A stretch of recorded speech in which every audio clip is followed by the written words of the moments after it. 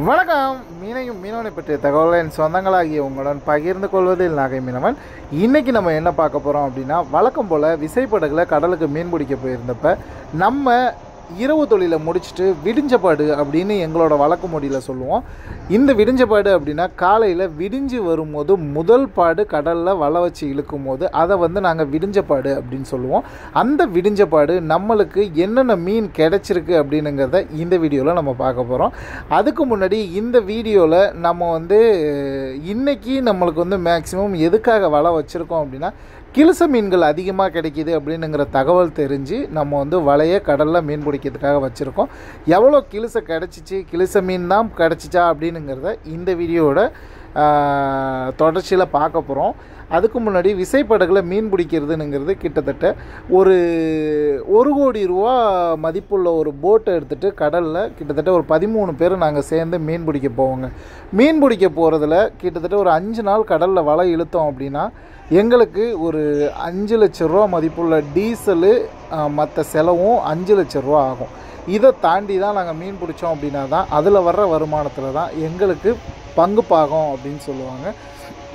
அது போட்டை பொறுத்து இருக்குது. கிட்டத்தட்ட போட்டை பொறுத்து பர்சன்டேஜ் கணக்கில் எங்களுக்கு காசு கொடுப்பாங்க. அப்படி தாங்க இதில் நாங்கள் வருமானம் பார்க்க முடியும். அப்படி இப்போதெல்லாம் எங்களுக்கு இந்த விசைப்படகுல என்ன ரொம்ப கஷ்டம் அப்படின்னா டீசல் விலை ரொம்ப ஏறினதுனால இப்போ இந்த 5 லட்ச ரூபானுங்கிறது கடலில் மீன் பிடிக்கிறது ரொம்ப பெரும் பாடாக இருக்குது. 5 லட்ச ரூபாவை தாண்டி மீன் பிடிக்கும் போது தான் எங்களுக்கு கையில் ஏதாவது காசு அதிகமாக கிடைக்கும். அப்படி இல்லாத பட்சத்தில் காசு எங்களுக்கு ரொம்பவே கம்மியாக தான் கிடைக்கும். இன்றைக்கி நம்ம முதல் பாடு காலையில் முதல் பாடு விடிஞ்சப்பாடு வலை வச்சு வலையை படகுல இழுத்தாச்சு. இதில் மேக்ஸிமம் இப்போ நம்மளுக்கு பார்க்குறதுக்கு என்ன மீனாக இருக்கும் அப்படின்னா கிழிச மீனாக தான் இருக்கும். ஆனால் மீன் ரொம்பவே கம்மியாக தாங்க கிடச்சிருக்கு. இந்த கிழிச மீனை பொறுத்த வரையும் விலை அதிகமாக போகாத மீன் இந்த கிழிசை மீன். இந்த கிழிசை மீனை கன்னியாகுமரி அந்த சைடில் கொழுவஞ்சாலை அப்படின்னு சொல்லுவாங்க. இந்த கொழுவஞ்சாலை மீனை மேக்ஸிமம் ஆயிலுக்காக, ஃபிஷ் ஆயிலுக்காக தான் ஏற்றுமதி பண்ணுறாங்க. மீன் விலை ரொம்ப கம்மியாக போகிற மீனில் இந்த மீனும் ஒன்று.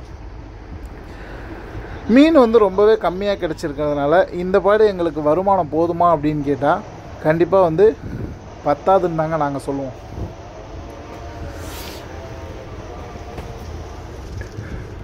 இப்போ இந்த மீனோடு சேர்ந்து ஒரு சில கட்டல் ஃபிஷ் அப்படின்னு இங்கிலீஷில் சொல்லப்படுற கனவா மீன்களும் நம்மளுக்கு கிடச்சிருக்கு. ஆனால் இதில் இருக்கிற மேக்ஸிமம் மீன் எல்லாமே கொழுவஞ்சாலை தாங்க. நம்ம ஏரியாவில் கிழிசைன்னு சொல்லப்படுற அந்த கொழுவஞ்சாலை மீன் தான்.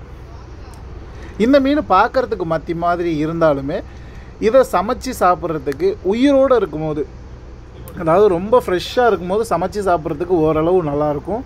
அதுவே ரொம்ப அதோட மீனோட தன்மை மாறிடுச்சு அப்படின்னா சமைச்சு சாப்பிடும்போது நல்லா இருக்காதுங்க. இந்த கொழுவஞ்சாலை மீன் நல்லா இருக்காது. மீனும் சீக்கிரம் வீணாக போகக்கூடிய மீன், ஐஸ் தாங்காமல் சீக்கிரம் வீணாக போகக்கூடிய மீனுங்க. இந்த மீன் இப்போ எடுத்து சமைச்சு சாப்பிட்டோம் அப்படின்னா நல்லாயிருக்கும். மீனை ஃப்ரை பண்ணி சாப்பிட்றதுக்கு அவ்வளோ சூப்பராக இருக்கும். ஆனால் மீனை கரையில் எடுத்துகிட்டு சேல் பண்ணுற வரையும் மீன் தாங்குமா அப்படின்னு கேட்டால் கண்டிப்பாக நாங்கள் இருக்கிற இந்த 4 நாளைக்கு இந்த மீன் தாங்காதுங்க. அதனால தான் இந்த மீனை விலை போகாத மீன் அப்படின்னு நாங்கள் சொல்கிறோம். இந்த மீனோட சேர்த்து நம்மளுக்கு கட்டில் ஃபிஷ் கிடக்கு அப்படின்னு சொல்லியிருந்துருமா. இந்த கட்டில் ஃபிஷ்ஷு எப்போதுமே ஒரே மாதிரியான விலைகள் போகக்கூடியது.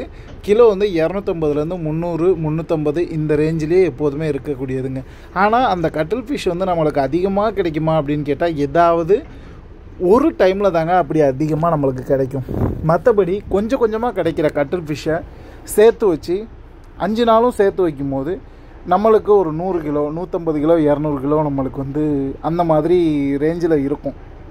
அதுவே நம்மளுக்கு ஓரளவு காசு வர்ற மாதிரி தெரியும். அதனால தான் இந்த மாதிரி கிடைக்கிற டைமில் அந்த கனவா மீனை மட்டும் தனியாக பிரித்து தனியாக எடுப்போங்க. இப்போ அதை மாதிரி இதில் ஒரு சில பாறை மீன்கள்லாம், சின்ன சின்ன பாறை மீன்கள்லாம் கிடக்கல. சின்ன சின்ன பாறை மீன்கள், மத்தி மீன், கவலை மீன், இது எல்லாமே இந்த மீனோடு இருக்கும். அது எல்லாத்தையுமே தனித்தனியாக பிரித்து எல்லாத்தையுமே தனித்தனியாக ஐஸ் வச்சு இப்படி தாங்க உங்களுக்கு மீன் கிடைக்கும் போது எல்லா மீனுமே தனித்தனியாக கிடைக்கிது. ஆக மொத்தம் விசைப்படகுல பிடிக்கும் போது எல்லா மீனுமே கலந்து தாங்க எங்களுக்கு கிடைக்கும். அதிலிருந்து நாங்கள் மீனை தரம் பிரித்து அதுக்கப்புறம் ஐஸ் பண்ணி அந்த ஐஸ் பண்ண மீனை மறுபடியும் கடற்கரையில் வந்து சேல் பண்ணும்போது உங்களுக்கு கிடைக்கிறது தான் அந்த தனித்தனியாக பிரித்த மீனுங்க.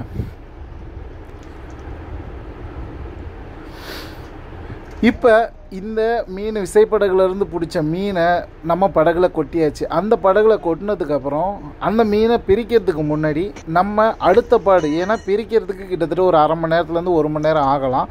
அது வரையும் கடலில் நம்ம மீன் பிடிக்காமல் இருக்க முடியாதுல்ல. அதுக்காக என்ன பண்ணுறோம் அப்படின்னா, வலையை போட்டில் வந்து மறுபடியும் அடுத்த பாடு வலை இழுக்கிறதுக்காக வலை வைக்கிறோம். வலை வச்சு மறுபடியும் போட்டு இழுவையில் போயிட்டுருக்கும்போது அந்த ஒரு 3 மணி நேரம் எங்களுக்கு வந்து 3 மணி நேரமோ 2 மணி நேரமோ ரெஸ்ட்டு கிடைக்கும்.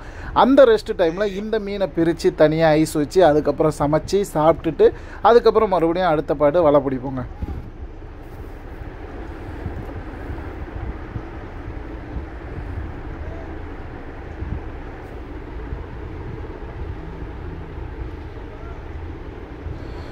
இந்த மாதிரி தாங்க கடலில் வந்து வலையை வந்து மீன் பிடிக்கிறதுக்காக வைக்கணும். ஆனால் மேலே நிற்கிறவங்களும் கீழே நிற்கிறவங்களும் ரொம்ப சேஃப்டியாக இருக்கணும்.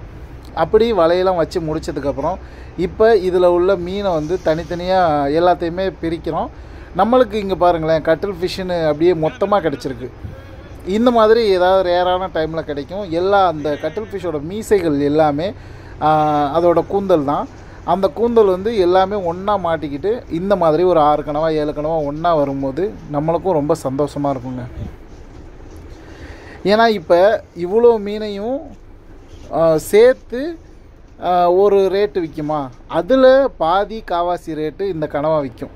இதில் கிடக்கிற கனவா எல்லாமே விற்கும். அதனால் இந்த மீனை வந்து தனியாக பிரித்து ரொம்ப பக்குவமாக ஐஸ் பண்ணி இதை வந்து நாங்கள் விற்பனைக்கு கொண்டுட்டு வருவோம்.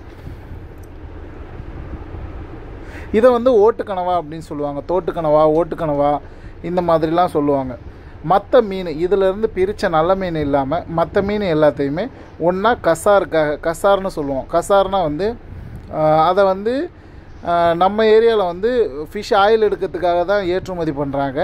அந்த கசார் மீன் அப்படின்னா மீன் ரொம்ப ரேட்டு கம்மியாக போகிற மீன் எல்லாத்தையுமே ஒரே இடத்துல ஸ்டோர் பண்ணி ஐஸை கொஞ்சம் கம்மியாக போட்டு, ஏன்னா வந்து அதை சாப்பிட்றதுக்காக போகிற பொருள் கிடையாது. அதனால் எந்தளவுக்கு ஐஸை கம்மியாக போட முடியுமோ கம்மியாக போட்டு அதை எந்தளவுக்கு பதப்படுத்த முடியுமோ அந்தளவுக்கு பதப்படுத்துவாங்க. இந்த மாதிரி கிடக்கிற மீனை எல்லாத்தையுமே தனித்தனியாக மீன் எல்லாத்தையும் பிரித்ததுக்கப்புறம் அதில் கிடக்கிற மீன் எல்லாத்தையுமே ஐஸ் பாக்ஸில் ஐஸ் பண்ணிவிட்டு மறுபடியும் அதிலேருந்து மீன் நம்மளுக்கு தேவையான சமையலுக்கு தேவையான மீனை எல்லாத்தையுமே எடுத்து சமையல் பண்ணி சாப்பிட்டுட்டு மறுபடியும் அடுத்த பாடு பிடிக்கிறதுக்கு கரெக்டாக இருக்கும். அந்த வேலைகள் தான் இப்போ நடந்துக்கிட்டு இருக்கு.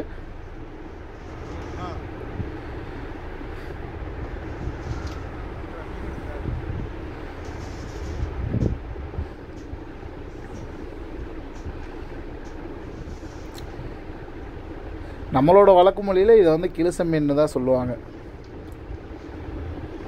இந்த கிளிச மீன் வலையில் இதுலலாம் அதிகமாக கிடைக்குமா அப்படின்னு கேட்டால் கண்டிப்பாக எந்த வலையிலையுமே இந்த கிளிச மீன் அதிகமாக கிடைக்காது. இழுவலையில் மட்டும்தான், விசைப்படகுல இழுக்கிற இழுவலையில் மட்டும்தான் இந்த கிளிசை மீன் அதிகமாக கிடைக்கும். கண்டிப்பாக இந்த வீடியோ பார்த்தவங்களுக்கு ஏதாவது ஒரு யூஸ்ஃபுல்லாக உங்களுக்கு தகவல் தெரிஞ்சிருக்கும் அப்படின்னு நினைக்கிறேன். இந்த பாடு நம்மளுக்கு வீடியோலாம் எடுத்துக்கிட்டு இருக்கும்போதே லாஸ்ட்டாக மீன் அள்ளும்போது ஒரு சுறா மீன் ஒன்று கிடச்சிச்சு. அந்த சுறா மீனையுமே இந்த வீடியோவில் இதில் பாருங்களேன். சுறானா சின்ன சைஸில் சூப்பராக ஒரு சின்னதாக இருந்தாலே மேக்ஸிமம் பால் சுறா அப்படின்னு நம்ம எல்லாருமே நினச்சிரோம். ஆனால் பால் சுறா எல்லாமே டிஃப்ரெண்ட்டாக ஒரு மீன் இருக்குது. ஆனால் குழந்தை பெற்ற தாய்மார்களுக்கு இந்த சுறாவையுமே சூப்பராக கொடுக்கலாங்க. அது என்ன சுறா அப்படின்னுங்கிறது தான்.